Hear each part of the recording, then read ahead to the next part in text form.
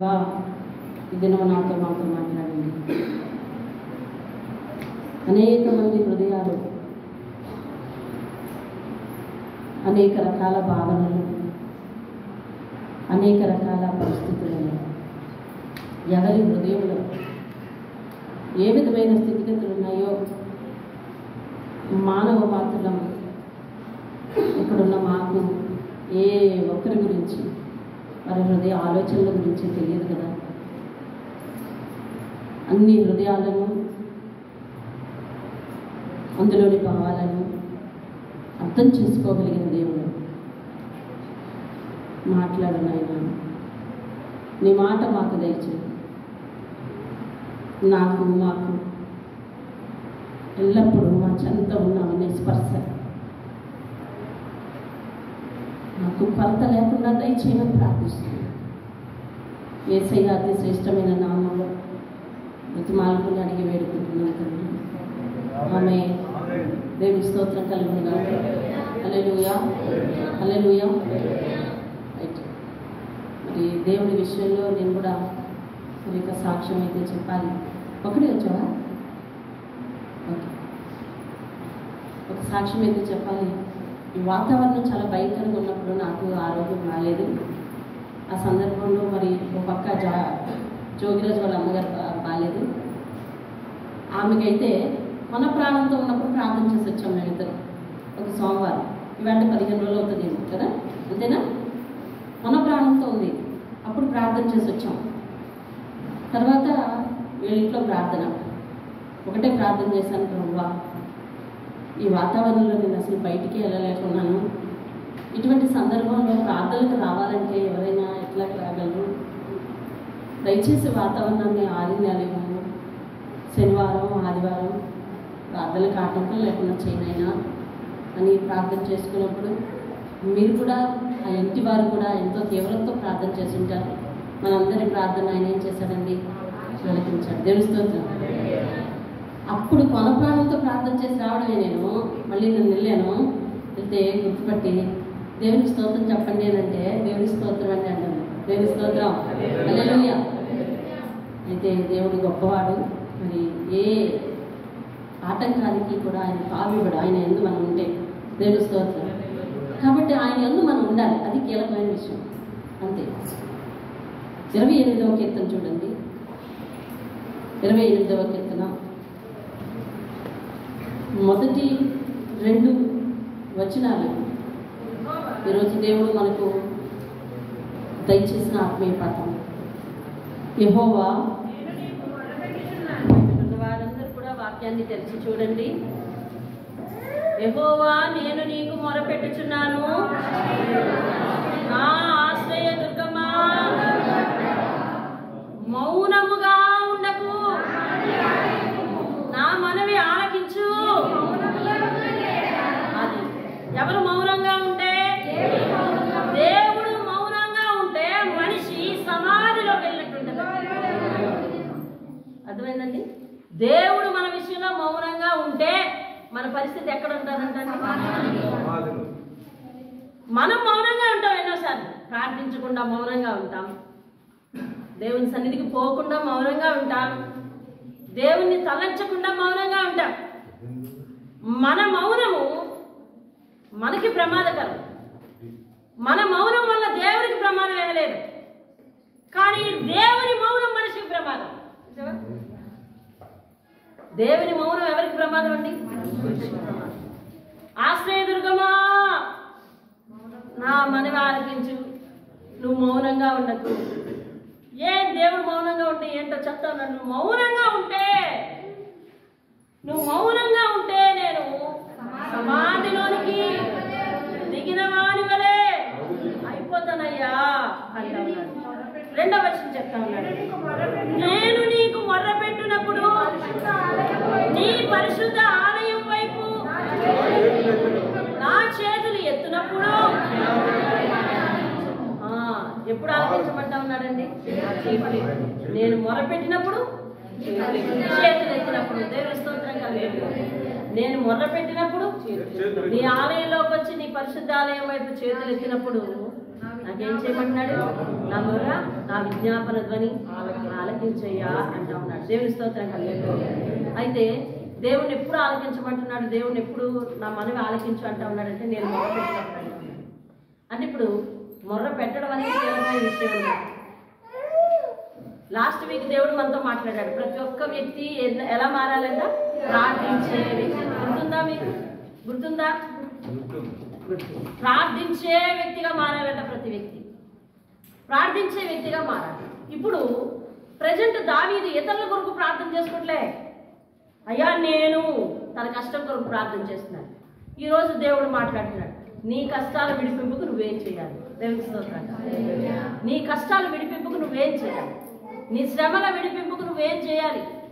నీవు ఇరుక్కున ఉన్నప్పుడు ఏం చేయాలి? రాత్రి దేవుడు అదే మాట్లాడాడు. ఇరుక్కున ఉన్నప్పుడు ఏం చేయాలి?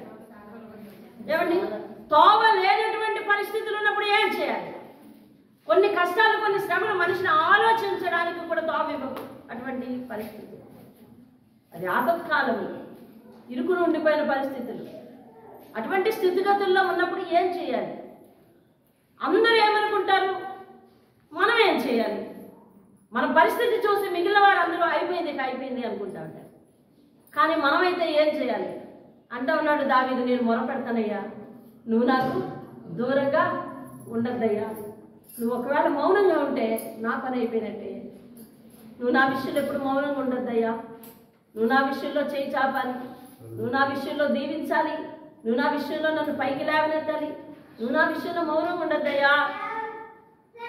నువ్వు మౌనంగా ఉంటే నా పరిస్థితి అయిపోయినట్టే, నా జీవితం అయిపోయినట్టే అని అంటే ఉన్నాడు. అయ్యా, నేను నీకు మొర్ర పెట్టినప్పుడు, నీ పరిశుద్ధాలయం దిక్కుకు వచ్చి ప్రార్థించినప్పుడు నా మనవి ఆలకించి నాకు తమ్ముడు. దేవుని స్తోత్రం కలుగుగా.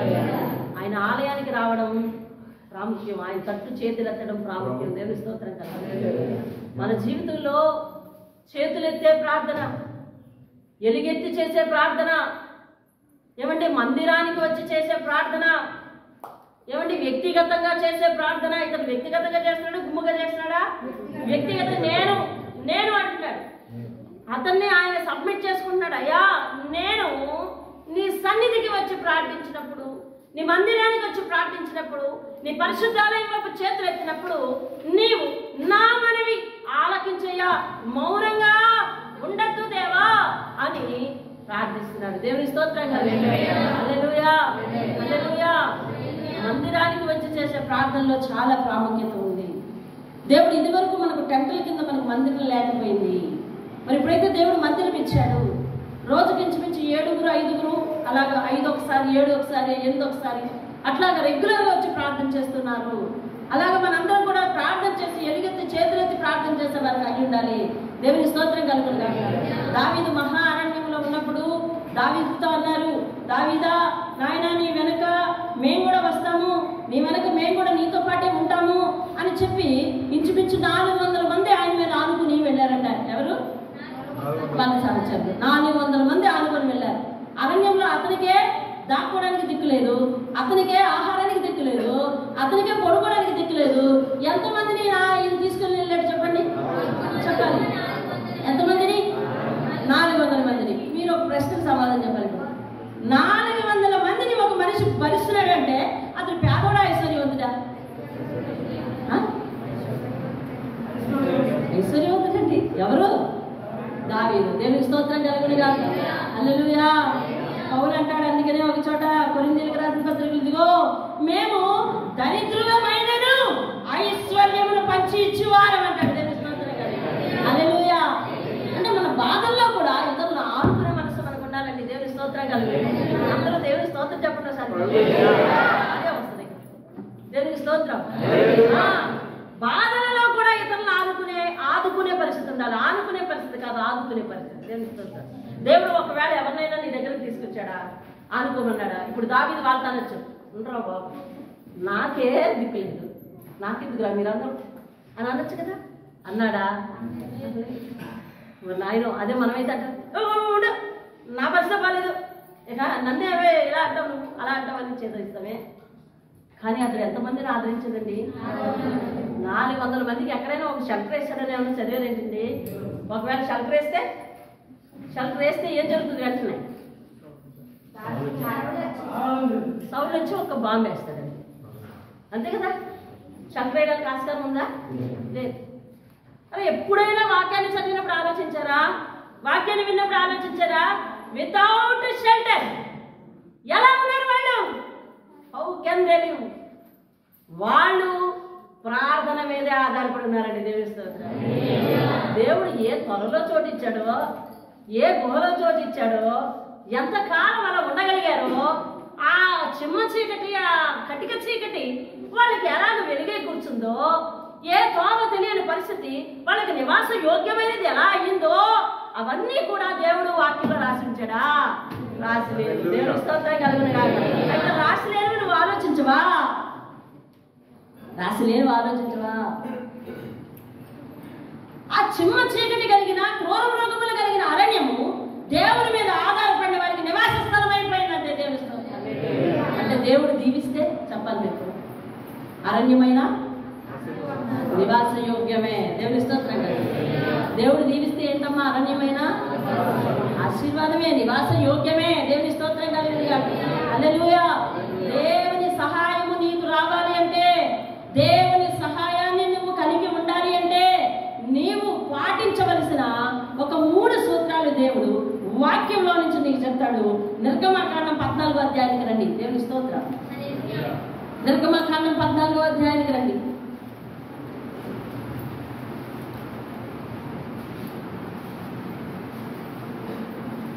చదవండి. అందులో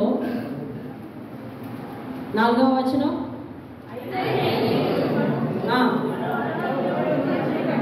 అయితే నేను ఫరో హృదయాన్ని కఠినపరుస్తాను, అతడు వారిని తరుమగా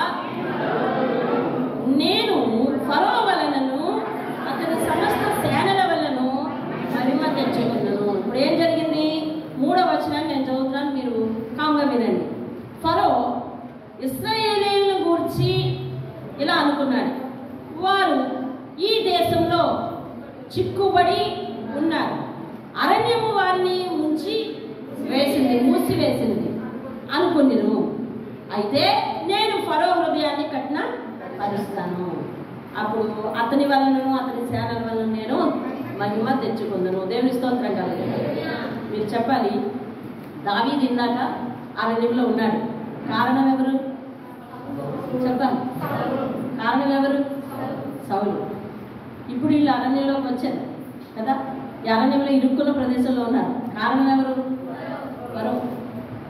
యోసేపు గోతిలో ఉన్నాడు, ఆ తర్వాత ఐగుప్తు వెళ్ళిపోయాడు. కారణం ఎవరు? వాళ్ళ అన్నదమ్ముడు. కారణం ఎవరండి?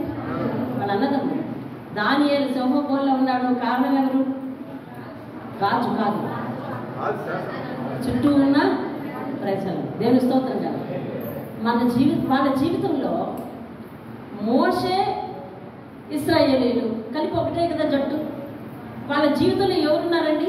ఫరో. వాళ్ళ జీవితంలో ఎవరున్నారు? ఫరో. ఇందాక దావీదు జీవితంలో ఎవరున్నారు? దానియేలు జీవితంలో ఎవరున్నారు? చుట్టూ. యోసేపు జీవితంలో ఎవరున్నారు? వాళ్ళ ఇంట్లోనే. ఎట్టకేలకు ఫరో ఇశ్రాయేలును అసహించుకున్నాడు. కామన్ పాయింట్, అంతే కదా? అంతేనా? ఇశ్రాయేలుని ఏం చేశాడు? అందుకే కదా ఇది చెప్పాలని. యోసేపు అన్నదమ్ములు యోసేపును అసహించుకున్నాడు. దానియేలు చుట్టూ ఉన్న ప్రజలు దానియేలును చెప్పాలి వస్తాను ఏంటి అసహించుకున్నాడు. అవునా? ఇంకిందాక ఎవరన్నా? సౌలు దావీదును ఏం చేశాడు? వీళ్ళందరూ అసహించుకుని ఊరుకున్నారా? నువ్వంటే నాకు ఇష్టం లేదు అని ఊరుకున్నారా? లేదు. అసూయ, అసహ్యం వీళ్ళందరికీ కామన్ పాయింట్. అవును కదా? ఇంకొకటి కామన్ పాయింట్, వాళ్ళు వీళ్ళని చంపాలనుకుంటున్నారు. అవునా? ఫరో ఇశ్రాయేలీయులను ఏం చేయాలనుకుంటున్నాడు? చంపాలనుకున్నారు. యోసేపు అన్నదమ్ములు యోసేపుని ఏం చేయాలనుకున్నారు? చంపాలనుకున్నారు. దానియేలు చుట్టూ ఉన్నవారు దానియేలును ఏం చేయాలనుకున్నారు? చంపాలనుకున్నారు. సౌలు దావీదును ఏం చేయాలనుకున్నాడు? చంపాలనుకున్నారు. కామన్ పాయింట్ చూసావా? అయితే ఇశ్రాయేలీయులు రక్షించబడ్డారా లేదా? దానియేలు రక్షింపబడ్డాడా లేదా? దావీదు రక్షింపబడ్డాడా లేదా? రక్షింపబడ్డాడు. అవునా? దావీదు రక్షింపబడ్డాడా లేదా? రక్షింపబడ్డాడు. అంటే రక్షణ కామన్ పాయింట్. అవునా? మళ్ళా జాగ్రత్తగా వినండి, కొద్ది సమయమే వాక్యం ఉంది, జాగ్రత్తగా వినండి. వారికి వీరి మీద అసహ్యం రావడం కామన్ పాయింట్. అసహ్యత కలిగి ఊరుకోలేదు, వారు చంపాలని అనుకున్నారు, అది కామన్ పాయింట్. తరువాత చివరికి వారు రక్షింపబడ్డారు. ఎవరు? ఎవరైతే అసహ్యానికి లోనయ్యారో, ఎవరైతే తరమబడ్డారో, ఎవరైతే తృణీకరింపబడ్డారో, ఎవరైతే వివక్షకు లోనయ్యారో, ఎవరైతే వాళ్ళ దగ్గర నుంచి వాళ్ళ అసహ్యానికి, వాళ్ళ అహంకారానికి, వాళ్ళ యొక్క అదేమంటారు దాన్ని, కోపానికి, వాళ్ళ ఉద్దేశాలకు బలైపోయారో వాళ్ళు ఏమయ్యారంటే చివరికి రక్షింపబడ్డారు. దేవుని స్తోత్రం కలుగుతుంది. మరొక కామన్ పాయింట్ కూడా ఉంది. ఏమిటది? ఫరో బ్రతికున్నాడా? మాట్లాడరా? తెలీదా? ఫరో బ్రతికున్నాడా? లేడు కాదు, చనిపోయాడని చెప్పండి రా. ఫరో బ్రతికున్నాడా? ఫరో సైన్యం బ్రతికుందా? సౌలు బ్రతికున్నాడా? దానియేలు చుట్టూ ఉన్నవారు బ్రతికున్నారా? ఇంకెవరు ఉన్నారు? యోసేపు అన్నదమ్ములు వాళ్ళు బ్రతుకున్నారు. వారి పరిస్థితులు నేలకున్నాయి. ఇది కామన్ పాయింట్ అయిపోయింది, చూసారా? అయితే ఇందులో ఏమర్థమైంది?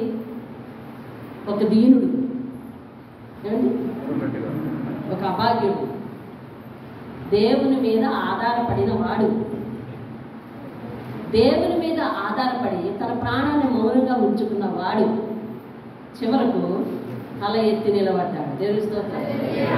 తరిమేవారు ఒక్కడమని, 100 మంది అవని, 10 మంది అవని, 12 మంది అవని, అందరూ కూడా తల దించుకున్నారు. వారిలో కొంతమంది చనిపోయారు. అవునా? ఇది దేవుడు ఏ మనిషి జీవితంలో ఇచ్చే ఫినిషింగ్ టచ్. ఇది అర్థమవుతుందా? అయితే ఇప్పుడు నేను ఫరో స్థానంలో ఉంటే మంచిదా, లేకపోతే ఇశ్రాయేలు స్థానంలో ఉంటే మంచిదా? దానియేలు స్థానం, దానియేలును వెంటబెట్టిన చుట్టూ ఉన్న జనుల లాంటి మనసును కలిగి ఉంటే మంచిదా? దానియేలు వంటి మనసు కలిగి ఉంటే మంచిదా? దావీదును తరిమిన సౌలును కలిగి ఉంటే మంచిదా? సౌలు మనసును కలిగి ఉంటే మంచిదా? లేదా దావీదు లాంటి మనసును కలిగి ఉంటే, ప్రార్థన శక్తిని కలిగి ఉంటే మంచిదా? ఎవరు ఎన్నుకోవాలి? నేను. ఎవరు ఎన్నుకోవాలి చెప్పండి? నేనా మీరా? నేను. చెప్పండి, నేను ఎంచుకోవాలి. దేవుని స్తోత్రం. అయితే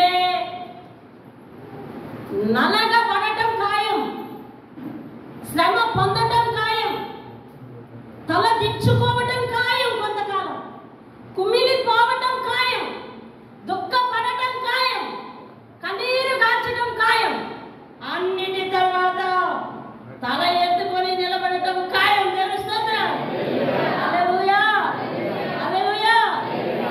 ఓర్చుకుంటే దేవుడు ఏం చేస్తాడో తెలుసా? విజయం ఇస్తాడు. దేవుని స్తోత్రం. హల్లెలూయా. దేవుడు ఈరోజు నీతో 3 సూత్రాలు చెప్తా ఉన్నాడు.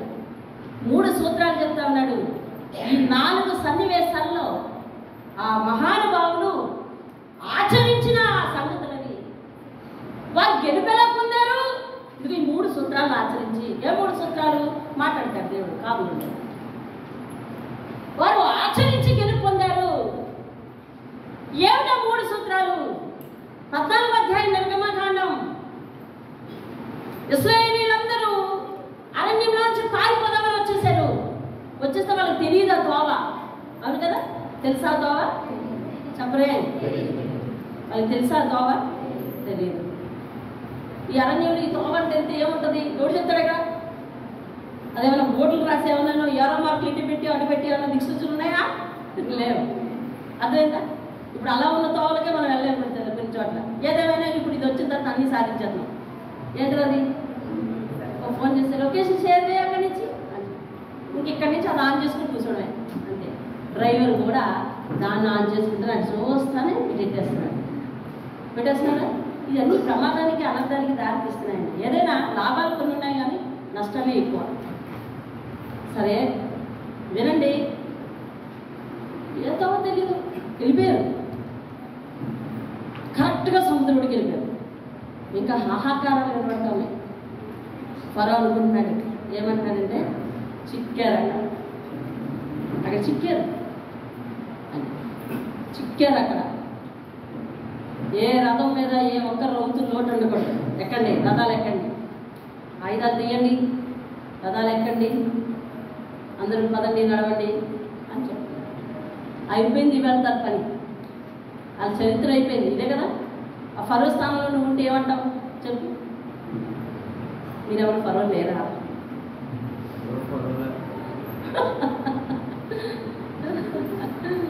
ఎవరా డైలాగ్ చెప్పింది? ఎవరన్నారు అన్నమాట? శ్రీనివాస్ గారు అన్నారా? మంచిగా అర్థం చేసుకున్నారు. అట్లా నా మనస్తత్వం ఎట్లా ఉంటే అట్లా అర్థమవుతుంది సార్. అయితే జాగ్రత్తగా వినండి. ఫరో అంటాడు అయిపోయింది వాళ్ళ పని, ఇరుక్కు చచ్చాడు అంటే ఇరుక్కు చచ్చాడు. అమ్మా నన్ను తప్పించిపోతారా అంటాడు. అమ్మో ఇక వీళ్ళు చూడండి, వీళ్ళు పాటించిన 3 సూత్రాలు పాటించండి. చూడండి మనం కూడా పాటిద్దాం. 11వ వచనం, అందుకు మోషే భయపడి వినండి, భయపడకుడి, యెహోవా మీకు నేడు కలుగజేయు రక్షణను మీరు ఊరక నిలుచుండి. చూడండి ఫస్ట్ ఏంటో తెలుసా? Be calm. ఎలా ఉండాలంట? మౌనంగా ఉండాలంటండి. దేవుని స్తోత్రం. కష్టాల్లో ఉన్నవాడు, శ్రమల్లో ఉన్నవాడు వీలైనంత వరకు మౌనం ఉంటే మంచిది. వీలైనంత వరకు మౌనం ఉండాలి. అంతే కదా, మౌనం ఉండాలి. అలాంటి పట్టణాలకి తెలుస్తుంది, శ్రమలు పడి వచ్చిన వాళ్ళకి తెలుస్తుంది. మౌనంగా ఉండాలి. దేవుని స్తోత్రం కలుగుతుంది. హల్లెలూయా. ఎలా ఉండాలంటండి? ఎక్కడ మౌనంగా ఉండాలి? ఎక్కడ మౌనంగా ఉండాలి? ఇతరుల దగ్గర మౌనంగా ఉండాలి, బయట మౌనంగా ఉండాలి. ఎక్కడ నోరెత్తాలి తెలుసా? దేవుని దగ్గర నోరెత్తాలి. దేవుని స్తోత్రం. అయ్యా నా పరిస్థితి చూడు, అయిపోయిందని అనుకుంటున్నారు. అయ్యా నా పరిస్థితి చూడు, నా పరిస్థితి ఎంతటితో సమాప్తం అనుకుంటున్నారు. అయ్యా ఏం చేస్తావో నువ్వే చెయ్యయ్యా అనాలి. అంతేగాని అయ్యా వాళ్ళు తెలుసుకున్నట్లు నువ్వు నన్ను పైకెత్తు, వాళ్ళు వాళ్ళు వాళ్ళు వాళ్ళు అర్థమైపోవాలి, నేను పైకి రావాలి అని నువ్వు డైరెక్షన్ ఇవ్వకూడదు. డైరెక్షన్ ఇవ్వకూడదు. దేవుడికి మనం డైరెక్షన్ ఇస్తామన్నా? దేవుడికి మనం డైరెక్షన్ ఇస్తామా?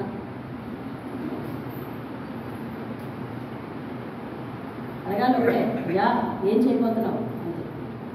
ఏం చేయబోతున్నావు? ఏం చేయబోతున్నావో నీ చిత్తం. దానియేలు అదే కదా ప్రార్థించాడు. సింహపురంలో పడ్డాడు. ఈరోజు వెరీ వెల్, నేను చనిపోతాను తెలుసు, కానీ నీ చిత్తం నాయన.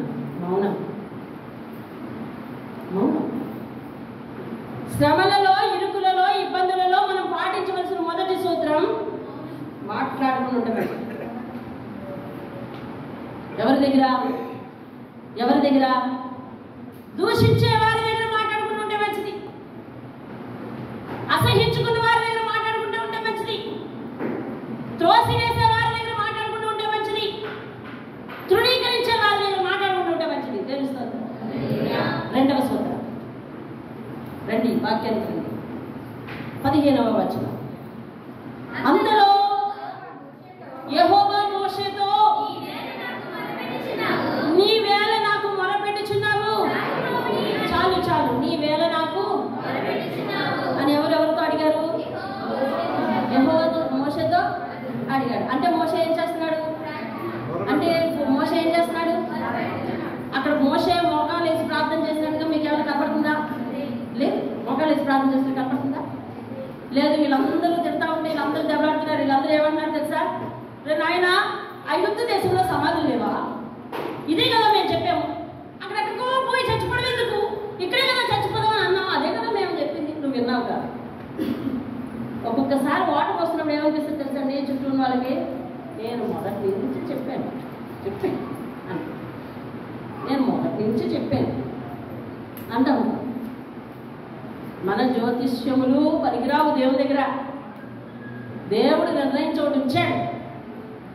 అది వచ్చేవరకు ఏం చేయాలంటే ఏం చేయాలి? తెలుస్తుందండి.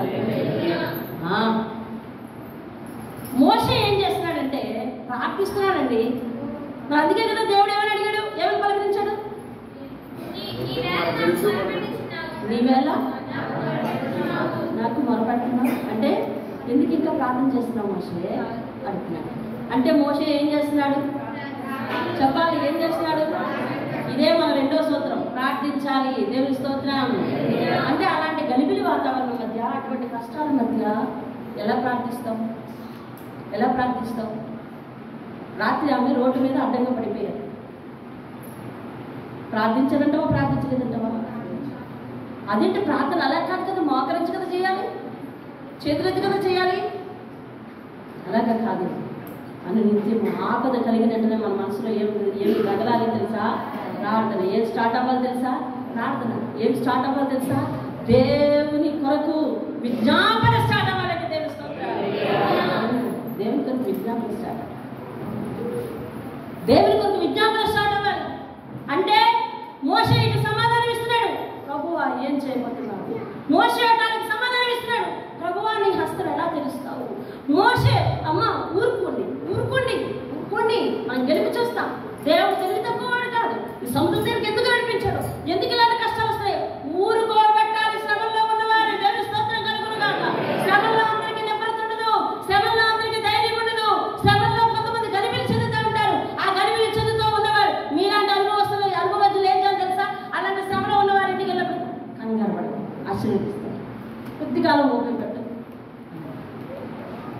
అలాగే కదా చెప్పుకొస్తున్నాం. ఆది నుంచి సంఘంలో ఉన్నవారు, మొదటి నుంచి సంఘంలో ఉన్నవారు, ఈ తలకాయలు ఏవైతే జాషువా గారు, ఏవైతే శ్రీనివాస్ గారు, ఏవైతే వీళ్ళు ఉన్నారో, రాజుగారు, వీళ్ళందరూ అంతకుముందు మేము ఎక్కడికైనా స్వార్థ కొంచెం ఓపిక పట్టండి అనేవాళ్ళు. అంతే, కొంచెం ఓపిక పట్టండి అంతే. ఓపిక కష్టాలు అలవాటే కదా, అలవాటే. కొంచెం ఓపిక పట్టు అంతే. ఎవరిస్తాం? కొంచెం ఓపిక పట్టు. ఓపిక పట్టాలి. ఓపిక పట్టమని చెప్పడమే, ధైర్యం తెచ్చుకోమని చెప్పడమే, నిలబడు అని చెప్పడమే. నువ్వు ప్రార్థించు, నేను మీ తరఫున ప్రార్థిస్తాను అని చెప్పడమే. దేవుని స్తోత్రం కదా. అంటే మోషే ఏం చేస్తున్నాడు? ఇండైరెక్ట్ గా ప్రార్థిస్తున్నాడు. దేవుని స్తోత్రం కదా. హల్లెలూయా. ఇదే విధంగా నిరంతరం మనం ప్రార్థన చేయొచ్చు. పని చేస్తూ ప్రార్థన ఎలా చేయాలి? ఇలా చేయొచ్చు. భయపడుతూ ప్రార్థన ఎట్లా చేయాలి? ఇట్లా చేయొచ్చు. అదే ప్రయాణం చేస్తూ ప్రార్థన ఎట్లా చేయాలి? ఇలా చేయొచ్చు. అర్థమవుతుందా? ప్రయాణం చేస్తూ ప్రార్థన ఎట్లా చేయాలి? ఇలా చేయొచ్చు. ప్రార్థన చేయాలి. అలాగని చెప్పి ఓహో ఉదయం నుంచి నేను ఇప్పుడు ప్రార్థన చేస్తూనే ఉన్నానని ఇంటికి వచ్చా కొనుక్కోకూడదు. ప్రార్థన చేయాలి. ఈ ప్రార్థన వేరు. అదేంటి? ప్రార్థన చేయాలి. సమయం అవుతుంది, నేను తొందరగా వెళ్తాను. రెండో సూత్రం ఏంటండి? మొదటి సూత్రం ఏంటి? రెండో సూత్రం ఏంటి? ప్రార్థించాలి. మూడో సూత్రం పక్కనే ఉంది, ఏంటంటే సాగిపోండి. ఏది ఆపుకోకూడదు, ముందుకెళ్ళిపోండి. అలాగే సాగిపోవాలి. రొటీన్ లైఫ్ ఏంటి? ఉదయం లేవాలి. సంజయ్ రొటీన్ లైఫ్ ఏంటి? ఉదయం లేవాలి, అక్కడ వెళ్ళిపోవాలి, డ్యూటీకి వెళ్ళిపోవాలి, అట్లా రావాలి. అదవుతా రొటీన్ లైఫ్ అంతే. నాకు మొన్న అబ్బాయి బండి మీద తీసుకెళ్ళాడు దేవగారు. దారిలో చెప్తున్నాడు సాక్ష్యం. ఆ ఊర్లో మందిరం కట్టడానికి వాళ్ళ తాతలు ఊరుకున్నారు. నేను క్లుప్తంగా చెప్తాను. ఆ సందర్భంలో మంచి కరోనా టైం. ఆ టైంలో వాళ్ళ తాతలు వాళ్ళ కుటుంబాలు ఒక్కొక్కరు 50,000 వేసి ఆ మందిరం కట్టడానికి సహాయం ఇచ్చారు. సరే, తర్వాత కరోనా వచ్చింది. తర్వాత వాళ్ళకి ఏదో రొయ్యల పొలాలు ఉన్నాయి. వినండి, మందిరం కట్టడం ఇల్లు ప్రారంభిస్తూ ఉంటే ఏళ్ళ రొయ్యల పొలాలు తప్ప మిగిలిన పొలాలన్నీ పండేవంట. పండే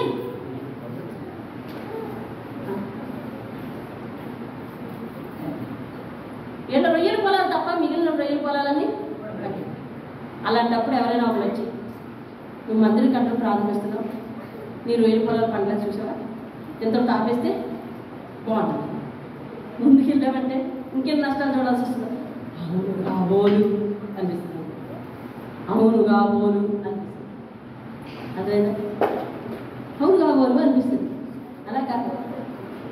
దేవుని మందసాన్ని అక్కడి నుంచి తీసుకొస్తా ఉంటే ఉజ్జ చేయి కొట్టుకున్నాడు, మందసాన్ని మీద చేసాడు. ఉజ్జ ఏమయ్యాడు? చనిపోయాడు.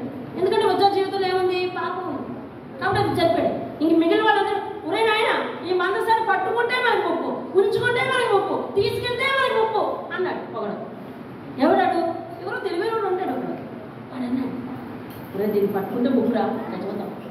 అలాంటిది పక్కడు అంటాడు, అలాంటిది పట్టుకుంటేనే ముప్పు అయితే ఇంట్లో పెట్టుకుంటే ఇంకేంటి అన్నాడు. ఈ మాటలన్నీ ఒబేదోదు ఆలకించలేదు. ఆఖరికి దావీదుపురంలో ఉంచుకుంటానని తీసుకొస్తున్న దావీదు కూడా అన్నాడు అన్నాడు. చూడండి ఇక్కడ స్ట్రాంగెస్ట్ పర్సన్ దావీదే అమ్మో అని ఒక అడుగు వెనక్కేస్తే ఒబేదోదు మాత్రం మా ఇంటికి తీసుకెళ్తారు. అదే దేవుని మనసు, దేవుని ప్రార్థన మనసు మన ఇళ్ళలో ఉంటే బోల్ పుకార్లు వస్తాయి. అర్థమవుతుంది? ఎక్కడి నుంచి వచ్చాం? ఎక్కడి నుంచి వచ్చాం? సాగిపోవాలి. వీళ్ళు ఇక చుట్టూ పండేస్తారు. ఇలా పడలేదు. 1వ సంవత్సరం పోయి, 2వ సంవత్సరం పోయి, 3వ సంవత్సరం పోయి, కానీ నిర్మాణం ఆగట్లేదు. ఆ నిర్మాణం ఆగట్లేదు. 3 సంవత్సరాల తర్వాత, 3 సంవత్సరాల తర్వాత కదా 4 మొత్తం 3 సంవత్సరాల తర్వాత వీళ్ళకి పడతా ఉంది. అందరికీ లేకపోయినా వీళ్ళకి పడతా ఉంది. అందరికీ లేకపోయినా వీళ్ళకి పడతా ఉంది. అందరికీ లేకపోయినా వీళ్ళకి పడతా ఉంది. ఈ విశ్వాసాన్ని ప్రపంచానికి చూపించడం కోసం దేవుడు కొన్నిసార్లు చిన్న చిన్న శ్రమలను అనుమతిస్తే దానికి నువ్వు పెద్ద పుస్తకం రాసేసి అందుకే ఇలాగైంది, ఇందుకే అలాగైంది, ఏం లాభం, ఏం చేస్తున్నావు, ఎందుకు దేవుడు అనే పెద్ద గ్రంథాలు రాసినప్పుడు మనం. అందుకని మోషే అన్నాడు, అయ్యా ఇక్కడ వరకు నడిపించిన దేవుడు, ఇన్ని రుగ్మతల నుండి నడిపించిన దేవుడు. ఇశ్రాయేలు చేసింది ఎంత పొరపాటు అంటే, వాళ్ళు చేసిన పొరపాటు కాదు, మనం కూడా అదే చేస్తున్నాం. ఇశ్రాయేలు చేసింది ఎంత పొరపాటు అంటే 10 రకాల తెగుళ్ళ నుంచి దేవుడు ఇశ్రాయేల్ని ఎలా దాచాడో చూసి ఇశ్రాయేలు ఈవేళ అవిశ్వాసంగా అడిగేస్తారు. నువ్వు నేనంతేగా జీవితాంతం మేలు చూస్తాం చూస్తాం చూస్తాం చూస్తాం. ఇప్పుడేదో కష్టం ఉంది, ఇందులో ఎలా తీస్తాడు? నా జీవితం అయితే, నా బ్రతికింతే, నేను ఇంతే అనే సర్టిఫికేషన్కి వస్తున్నావా? నీ బ్రతికి అంతేగా, దేవుడు ఇంకా నిర్మాణం చేస్తాడు. దేవుని స్తోత్రం, ఆమేన్. దేవుని స్తోత్రం, హల్లెలూయా. అదే చెప్తున్నాడు, అయ్యా ఎన్నో చూశారు, ఊరుకోండిరా, ప్రార్థన చేయండిరా. ఇప్పుడు దేవుడు ఏమంటున్నాడు? సాగిపోండి అంటాడు. దేవుని స్తోత్రం, హల్లెలూయా. ఊరుకోమన్నది ఎవరు? సేవకుడు చెప్పిన ఇన్స్ట్రక్షన్. ప్రార్థన చేస్తుంది ఎవరు? సేవకుడు చేస్తుంది. ఇంకా సాగిపోనని చెప్పింది ఎవరు? అంటే మౌనంగా ఉంటూ ప్రార్థన చేస్తూ ముందుకే సాగాలి. తెలుస్తుంది. అదే నేను చెప్పింది. ఎలాంటి అది డబ్బుల పరిస్థితి, ఇన్ని లక్షలతో పనా, అన్ని లక్షలతో పనా అని కాదు. మౌనంగా ఉండాలి, అదే సాగిపోవాలి. ప్రార్థన చేస్తూ ఉండాలి, సాగిపోవాలి. దేవుని స్తోత్రం. నేను ఎప్పుడు నా సాక్ష్యాలు కొంచెం కొంచెం కొంచెం కొంచెం మీతో చెప్తాను. ఒకవేళ ఎప్పుడైనా చెప్పింది రిపీట్ అయితే ఇది ఈ ఎపిసోడ్ అయిపోయింది అని అనుకోవద్దు. వినండి, దేవుని స్తోత్రం కలగండి. ఆ ఎపిసోడ్ మీకు అయిపోవచ్చు, కానీ నా కళ్ళ ముందు ఎప్పుడు కూడా రన్ అవుతూనే ఉంటుంది. అప్పుడు అర్థమవుతుంది. నేను చెప్పే సాక్ష్యాలు ఈ సాక్షి ఈ ఎపిసోడ్ ఎప్పుడో వినేసాం అనుకోవద్దు. అర్థమవుతుందండి. దేవుని నమ్మిన కొత్తల్లో మా ఊళ్ళో తీర్మానం చేశారు, వీళ్ళకి పంట ఇవ్వద్దు అయితే ఓకే, వీళ్ళతో మాట్లాడద్దు ఎవరు అయితే ఓకే, వీళ్ళ అనారోగ్యంలోకి ఎవరు వెళ్ళొద్దు అయితే ఓకే, వీళ్ళకేసి తిరిగి మాట్లాడద్దు ఎవరు ఓకే, వీళ్ళ ఇంట్లో నుంచి నేను బయటికి పంపిస్తున్నాను, టైం ఇస్తున్నాను, ఆ టైంలో వెళ్ళిపోవాలి ఓకే, అన్నీ ఓకే. అయిపోయింది. అయిపోయిన తర్వాత విస్తారంగా పంట పండిందండి. అలాగే వీడు మాకేమన్నా తర్వాత విస్తారంగా పంట పండింది. మమ్మల్ని ఇంట్లోంచి బయటికి పంపించారు అంచెలంచెలుగా. ఎట్లాగా? ఇంట్లోంచి బయటకంటే బయటికి కాదు, వరండాలోకి. ఆ వరండా అంతా చాలా పెద్ద వరండా. ఆ ఊర్లో మా తాతగారిది ఫస్ట్ పెద్ద పాకిల్, ఊర్లోనే పెద్ద పాకిల్. అయితే అక్కడ మా వైపు ఆరేశారు. అప్పుడు మంచి పస్తుల కాలం, మంచి పస్తుల కాలం. అదేంటండి, ఆ పాటి పిల్లలు ఎవరు లేరు, చాలా చిన్న పిల్లలు, మా చెల్లెలు ఇద్దరు. మా అమ్మ చెప్పేది, మా అమ్మ అంటే మాకు చాలా భయం. మా అమ్మ చెప్పేది, ఆటలతోనైనా ఉండండి కానీ ఒక్క చెనక్కాయ తీసారో చేతి మీద వేలు మీద వాత పెట్టేస్తానని చెప్పింది మా చిన్నపిల్లలు. చేతి మీద వేలు మీద వాత పెట్టేస్తాను. సరే ఏం భయపడి ఆ పిల్లలను కూడా కానీ ఒక రోజు అసలు ఏమీ లేదు అసలు. ఉదయం నుంచి నగరం కారిపోతుంది పట్ట. 10 అవుతుంది, 10:30 అవుతుంది, 11 అవుతుంది, 11:30 అవుతుంది, 12 అవుతుంది. వీళ్ళిద్దరు ఎక్కడికి వెళ్ళారో నాకు గుర్తులేదమ్మా. మేము ముగ్గురమే ఉన్నాం.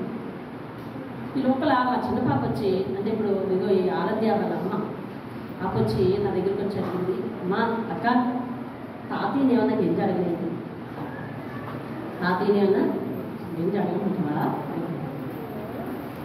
సరే అడుగు, తాతయ్యనే కదా అంటే ఆ చెనక్కాయలు తొక్కుకుంటూనే వెళ్ళింది తప్ప నీళ్ళ వెళ్ళి తలుపు కొట్టి అడిగితే ఆయనేమో తలుపు తీశాడు.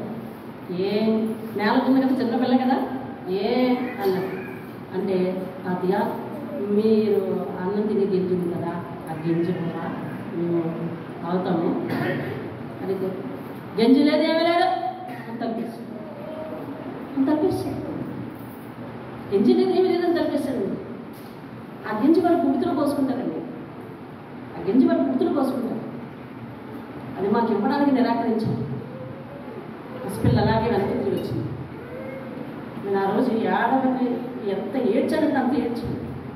చాలా ప్రతి సన్నివేశం నా హృదయం మీద చాలా పెద్ద ముద్ర వేస్తుందండి. కానీ వారిరువురు దేవుడు నమ్మి ఒకటే నేర్చుకున్నారు, ఏదైనా కష్టమైనా నష్టమైన ఆయనలోనే కొనసాగిపోవాలి. ఎవరేమన్నా మౌనంగా ఉండాలి. ఆకలి ఉన్నా ఆహారం ఉన్నా లేకపోయినా ప్రార్థించాలి అంతే. ఎలా నడిపిస్తాడో ముందుకు నడవాలి అంతే. అవేగా ఈ సూత్రాలు, మౌనంగా ఉండాలి, ప్రార్థించాలి, సాగిపోవాలి. దేవుని స్తోత్రం. హల్లెలూయా, హల్లెలూయా.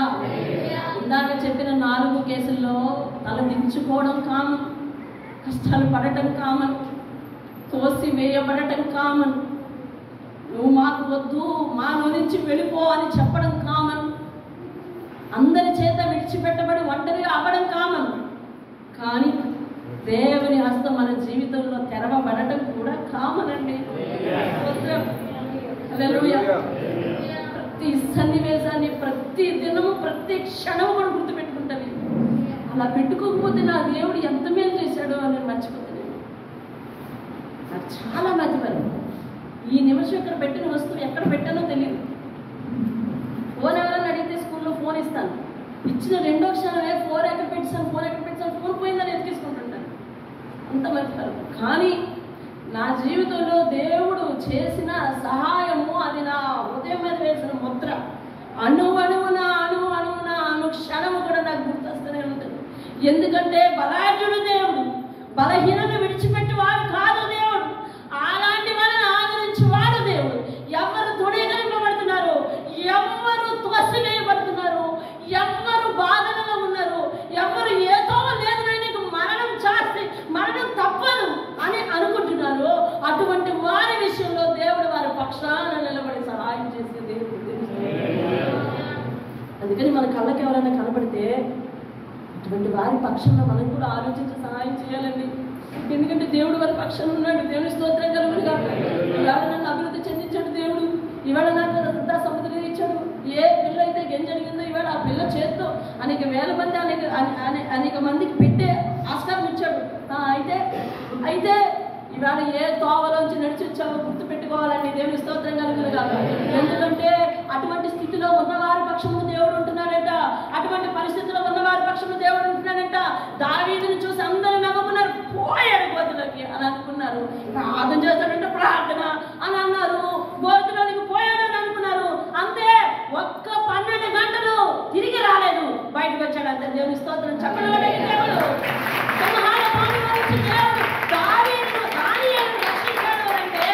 దేవుడు మనకి భవిష్యత్తు రావాలి. దేవుని స్తోత్రం కలుగును గాక. అయ్యో నీతి మంతుల పక్షాన్ని నిలబడతాడు, అయితే నేను నీతిగా ఉండాలి. అయ్యో ప్రార్థన పట్ల పక్షాన్ని నిలబడతాడు, అయితే నేను ప్రార్థన చేయాలి. అయితే నిజాయితీగా ఉండేవారి పక్షాన్ని నిలబడతాడు దేవుడు, నేను నిజాయితీగా ఉండాలని తెలుసుకోవాలండి. దావీదు చేశాడంట, దానియేలు చేశాడంట, నాన్నోడికి ఎట్లా చెప్తాలే అని అనుకుంటున్నాను. దానియేలు చేశాడు, అతని నీతి. దానియేలు చేశాడు, అతని ప్రార్థనా శక్తి. యోసేపు చేశాడు, వారి ప్రార్థనా శక్తి అండి. అది ప్రార్థన చేసే వారంగా ఉండాలి, అటువంటి వారి పక్షంలో నిలబడే వారంగా ఉండాలి. దేవుని స్తోత్రం కలుగును గాక. ఏ స్థాయికి నిలిపో దేవుడు తీసుకెళ్తాడు.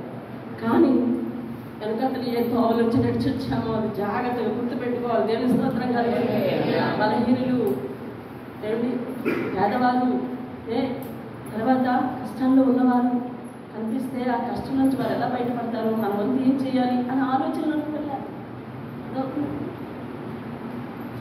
ఆలోచనలోకి వెళ్ళాలి. చేతులు ఊపుకుంటూ ఆలోచిస్తావో, మెదడు మీద తట్టుకుంటూ ఆలోచిస్తావో, వాళ్ళ శ్రమంలోంచి బయటపడటం ఎలా ఉన్నావా అని ప్రార్థన విజ్ఞాపనతో ఉండాలి. ఎందుకంటే దేవుడు వాళ్ళ పక్షాన ఉన్నాడు. దేవుని స్తోత్రం కదా. దేవుడు ఎవరి పక్షాన ఉన్నాడు? ఎవరి పక్షాన. ఒకవేళ నువ్వు అదే స్థితిలో ఉంటే దేవుడు చెప్తా ఉన్నాడు, నీ పక్షాన్ని నేను ఉన్నాను అంటాడు. దేవుని స్తోత్రం. హల్లెలూయా. ఉన్నాను నీ పక్షాన. దేవుడు చెప్తా ఉన్నాడు ఏంటంట, ఏం చేయమంటున్నాడు? అది మౌనంగా ఉండాలి. దేవుని స్తోత్రం. హల్లెలూయా. మౌనంగా ఉండాలి. ఇంకేం చేయాలి? ఇంకేం చేయాలి?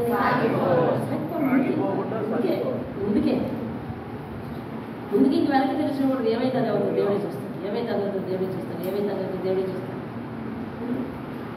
ఏమైతే అది అవుతుంది దేవుడే చూస్తాడు అనుకుంటూ ముందుకెళ్ళిపోవాలండి. దేవుడి స్తోత్రం కలగాలి. హల్లెలూయా. ఏమైతే అది అవుతుంది ఏమైనా దేవుడే చేసేవాడు. దేవుడి స్తోత్రం కలగాలి. హల్లెలూయా. ఏమైనా దేవుడే చేసేవాడు. దేవుడు చేయగలడు. దేవుని స్తోత్రం కలుగుతాడు. ఒకప్పుడు ఇంత చిటుక్కుమని వర్షంలో తడిస్తే నా పరిస్థితి హాస్పిటల్ బెడ్ అయిపోయింది. అవును కదా? అవును. అలాంటిది మొన్న ఆదివారం సేవకు వెళ్తుంటే వర్షం ఇక్కడ కురవలే, మనకి ఇక్కడ కురవలే, అక్కడ వర్షం. ఎక్కడి నుంచి బాబు? వేపాటి నుంచి వర్షం పట్టుకుంది. కాసేపు ఆగాలనిపించింది. ఎందుకంటే నేను ఒకళ్ళకి వస్త్రాలు పట్టుకెళ్తాను, తడిసిపోతాయి, బైబిల్ తడిసిపోతే నేను బైబిల్కి బ్యాగ్ కూడా పెట్టుకోలేదు. ఆగు కాసేపు. ఇది దేనో చూస్తుంటే ఆగట్లేదే, ఇక్కడ ఆగలేదు. బైబిల్ ఏం చేసామంటే మళ్ళీ అక్కడ బ్యాగ్ ఇప్పి, ఆ పిల్లడే నాకు సహాయం చేసాడు, బ్యాగ్ ఇప్పి ఆ బట్టల మధ్యలో బట్టల కిందన బైబిల్ పెట్టేసేసి తీసుకుపో ఈసారి అని చెప్పి మూట కట్టేసేది, పేదలను పెట్టేసుకొని ఆ వర్షంలో వెళ్ళిపోయాను. ఆ తడిబట్టలతోనే కూర్చుని వాక్యం చెప్పాను. ఆ పిల్లడు తడిబట్టలతో తిరిగి వచ్చాం. మళ్ళీ వెంటనే ఇక్కడ ప్రార్థన, ఒక అరగంట అయిపోయింది, వెంటనే అక్కడ ప్రార్థన. ఏమండి ఎక్కడి నుండి వస్తుంది? ఎవరు చేస్తున్నారు?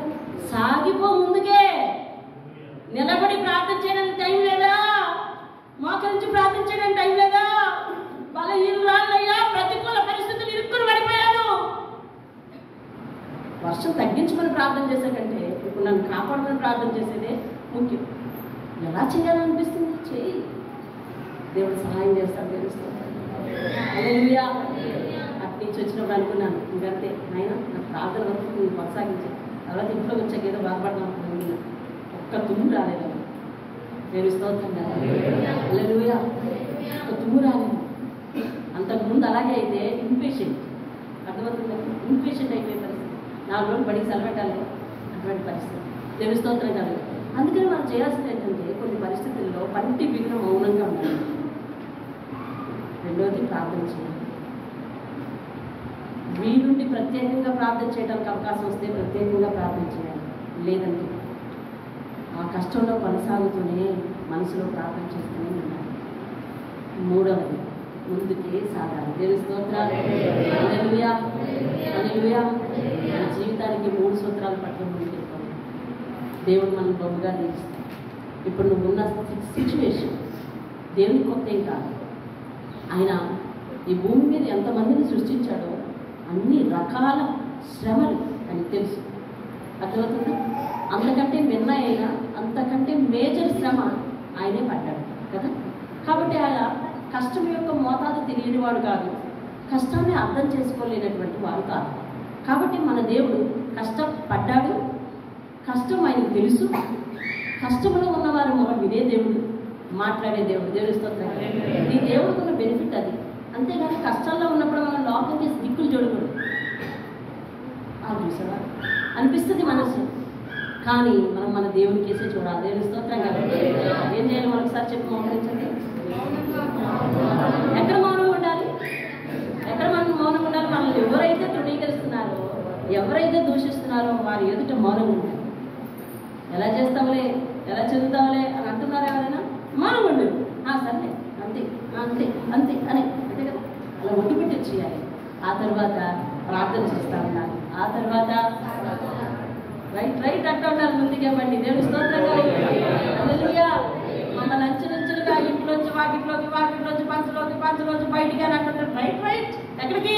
బయటికే. దేవుని స్తోత్రం కలుగుతారు. హల్లెలూయా. నడిపిస్తాడు నా దేవుడు, శ్రమలోనైనా నన్ను విడువడు. నడిపిస్తాడు నా దేవుడు,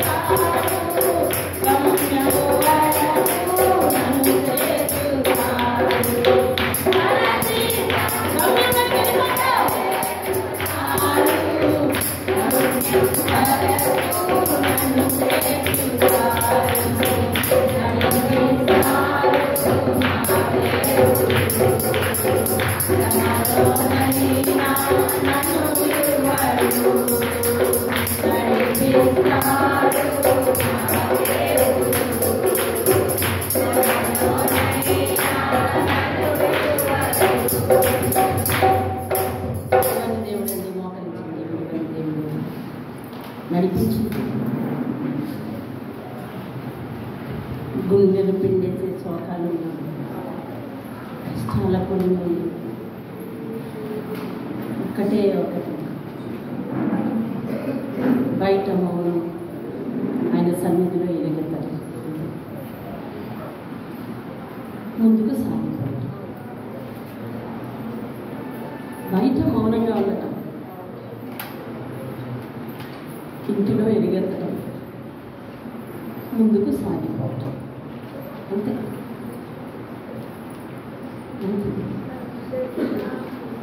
విడిచిపెట్టేదేమో ఎందుకు రాయించాడు అవన్నీ నేను విడిచిపెట్టనని చెప్పడానికి ఎందుకు ముద్రించి ఉంచాడు అవన్నీ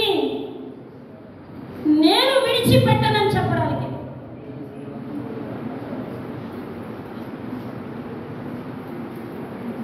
ఫరోలు మన జీవితంలో రావచ్చు రానివ్వండి నెబుకద్నెజర్ లాంటి వాళ్ళు రావచ్చు రానివ్వండి సౌలు లాంటి వారు రేగచ్చు రానివ్వండి వాళ్ళు వచ్చాక నిన్నెక్కడికి తీసుకెళ్లాలో అక్కడికి తీసుకెళ్ళి దీవించి తల ఎత్తి అందరికీ చూపిస్తాడు దేవుడు హల్లెలూయా హల్లెలూయా ప్రార్థిద్దాం మహోన్నతుడైన మన దేవుడు విడివని దేవుడు ఎడబాయిన మాట ఇచ్చేవాడు మాట వినేవాడు మనవి ఆలకించేవాడు నా ఆశ్రయదుర్గమా నా మనవి ఆలకించు నువ్వు మౌనంగా ఉంటే మేము సమాధిలోకి వెళ్ళిపోతామయ్యా నిజమే ఇందాక మీరు మాట్లాడిన ఏ సన్నివేశంలో నాయనా మీరు మౌనంగా ఉండుంటే వారు సవాలైపోయి ఉండేవారయ్యా నా జీవితం నువ్వు మౌనంగా ఉంటే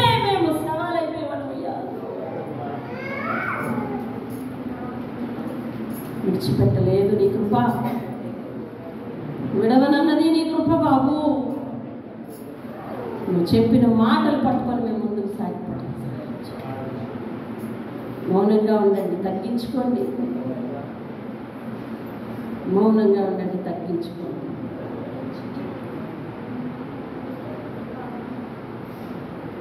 ప్రార్థించండి, ముందుకే సాగండి అని మీరు చెప్పిన మాటలు మా హృదయాలకు గొప్ప మాట. సహాయం చేసి నడిపించండి. ఏ నాటికైనా నా జీవితం అయ్యా, మా జీవితం అయినా నీకు సాక్ష్య వేదిక మీద నిలబెట్టుకోండి. మహిమ పొందమని యేసునామములో అడిగి వేడుకుంటున్నాను పరమ తండ్రి. ఆమేన్, ఆమేన్, ఆమేన్.